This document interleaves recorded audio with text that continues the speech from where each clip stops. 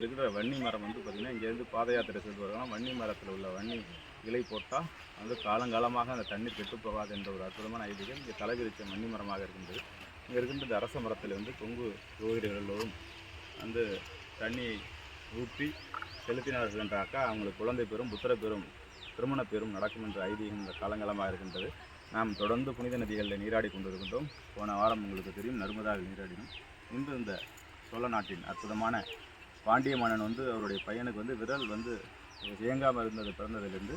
அதனால் பாண்டிய மன்னன் வந்து இந்த கொடுமுடி மகுடீஸ்வரரை வேண்டிக் கொண்டு விரதம் வந்து தன்னுடைய மகனுக்கு வந்து நீராடி வணங்கியதனால் தன்னுடைய மகனுக்கு வந்து அந்த விரல் சரியாயிட்டதுனால பாண்டிய மன்னன் பிரம்மனுக்கும் விஷ்ணுவுக்கும் பெருமாளுக்கும் இங்கே அற்புதமான கோயில் இருப்பதனால் பாண்டிய கொடுமுடி என்று கூட இது அழைக்கப்படுகின்றது. இந்த அற்புதமான இடத்தை புனித நீராடி தன்னுடைய 2025க்கான ஞானம், அறம், பொருள், இன்பம் போன்ற அற்புதமான விஷயங்களுக்கான கோல் செட் கொண்டிருந்தார்கள்.